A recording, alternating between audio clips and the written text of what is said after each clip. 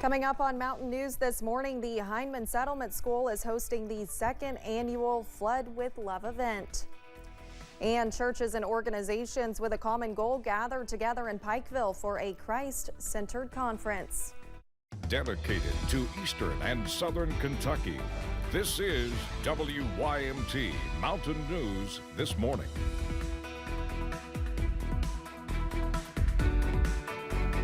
Good morning, I'm Olivia Calfee. The time is 6 o'clock on October 11th. Now let's check in with meteorologist Evan Hatter for a look at your forecast this morning.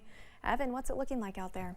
Well, similar to yesterday, at least as the forecast rolls along through today. Before then, though, some spots still dealing with the foggy weather. Maybe not as foggy in as many spots as yesterday, but still pretty foggy out there through the morning hours. Here's the view outside our front door here at WYMT on Black Gold Boulevard in Hazard. 37 the current temperature, and it is quite foggy as you get closer and closer to the Kentucky River, the North Fork there. You can actually see, if you look in the bottom left, some of that mist moving in front of the street lights. So it's one of those mornings yet again. Even though the visibility at the airport up in Chavies is at 10 miles, it's a little above where the fog layer is this morning. Harlan, Middlesboro, Williamsburg, just 1 mile visibility, and we are checking in with a goose egg in Logan. So things are foggy in spots, but not everywhere. It is chilly in spots as well. 37 Hazard Grundy, 39 Williamsburg, and in Jonesville it's 34 in Clintwood.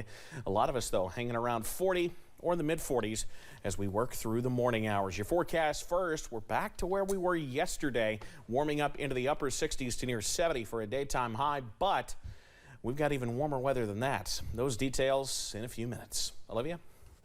All right, thank you, Evan. A Pike County woman has been indicted for murder following a deadly crash that occurred back in July. Last week, a Pike County grand jury handed down the indictment against 45-year-old Dusty Ratliff of Elkhorn City. The indictment says Ratliff was driving a vehicle in a manner that created the risk of death. James Kelly died as a result of the crash. Ratliff's arraignment is set for 9:30 a.m. on November 9th. A Laurel County man is facing multiple sexual abuse charges. Deputies with the Laurel County Sheriff's Office have arrested 78-year-old Carl Mead of London. He is facing 8 counts of sexual abuse. The charge stems from a case investigated by the Sheriff's Office back in 2020. He was brought into custody without incident near Kentucky 1006 and was taken to the Laurel County Correctional Center.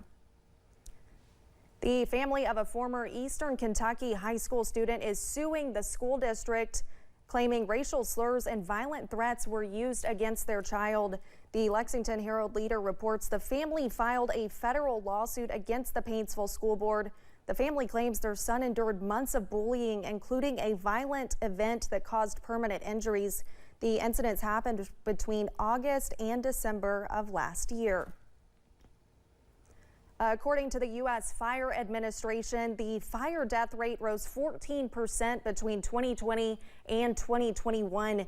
Members of the Louisa Fire Department are working to teach community members the importance of fire safety and even offered the kids a little entertainment. WYMT's Jack Demler has more.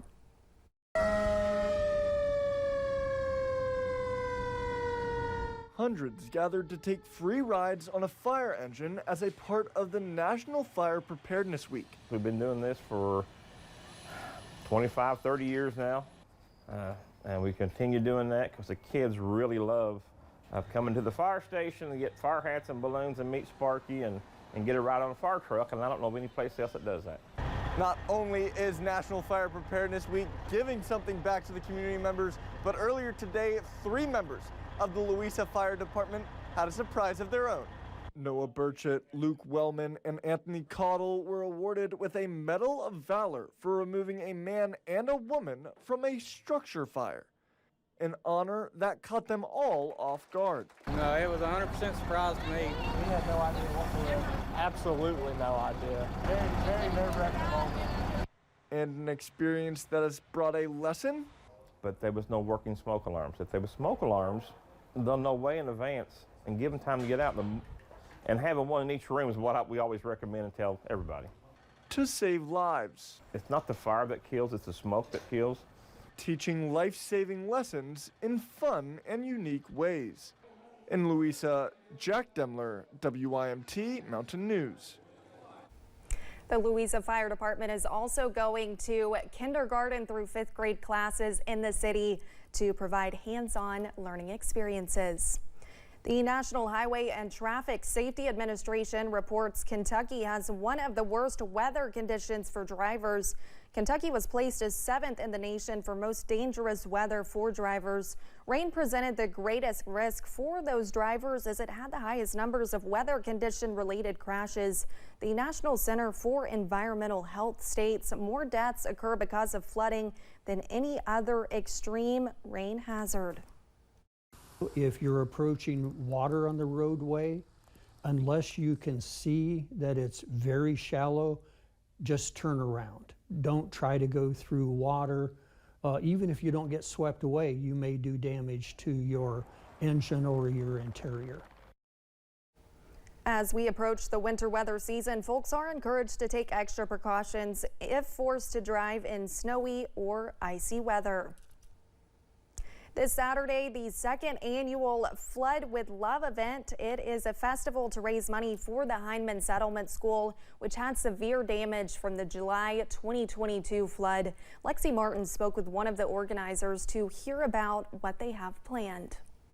It was just over 14 months ago the Hindman Settlement School suffered severe damage in the historic Eastern Kentucky floods. Their whole bottom floor was wiped out. It had a lot of their archives and records and stuff, and it did some structural damage to several of the buildings. Originally a public school in the early 1900s, now the school serves the community through literacy programs, teaches traditional Appalachian arts, and helps with Eastern Kentucky food insecurity. Deal with food insecurity, which is big in Eastern Kentucky. You know, they plant local gardens and they team up with farmers market. 10 days after the flood destroyed the school, the first Flood with Love concert was held, raising $5,000 for Hindman. As the school and town continue to rebuild, Robbie Chadwell, a native to the Appalachian region, decided to make the benefit concert an annual event. This year, he hopes to raise $10,000. We got rolling oven pizza, we got ice cream, we got face painting, we got a bunch of raffles and auctions, and that's how we make the money for the Hindman. The event will be this Saturday from 11 a.m. to 10 p.m. on Court Street in Versailles. You can enjoy live music all day. We got 5 awesome acoustic bands, highlighted by Leah Blevins. Then we move things out on Court Street. We're closing Court Street down. We got the main stage. Robbie encourages you to come at any point in the day to have fun and support a staple in the Hindman community. Lexi Martin, WKYT. The general manager of Rolling Over Pizza started the first benefit concert. Robbie is partnering with him for this year's event. The Together for the Mountain Summit wrapped up in Pikeville. The summit brought Jesus followers together to share ideas and innovative plans to grow communities that care. From church planting to faith-based entrepreneurship, those involved say they want everyone walking out of the summit renewed and ready to spread love. I think it's really easy as the church to become inward focused and just think about how do we grow our congregation or grow numbers, and really God called us to go outside the walls and serve the least of these. The event was the second one hosted at the arena. Organizers hope it will grow by reaching the communities represented there.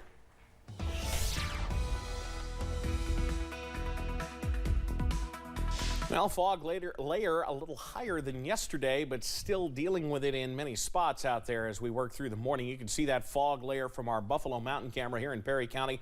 37 chilly degrees out there at the moment. We'll continue to see the chill in the air as we work through at least the early part of today. Clouds on the increase as well as our next system works closer to the region. Just 1 mile visibility as you head down into the Cumberland Valley, and a big 0 over toward Logan, West Virginia. So something to be aware of this morning. It will be foggy to start, but with those chilly temperatures as well. Into the afternoon, partly cloudy skies. I think we'll eventually see some sun breaks with those highs not far from 70. We're going to blast past 70 as we head into tomorrow, and the details on when and why in a few minutes. Olivia? Thank you, Evan, and thanks for joining us on Mountain News this morning. More news is on the way. Coming up, House Republicans are expected to vote today to decide the next Speaker of the House. I'm Billy Johnson.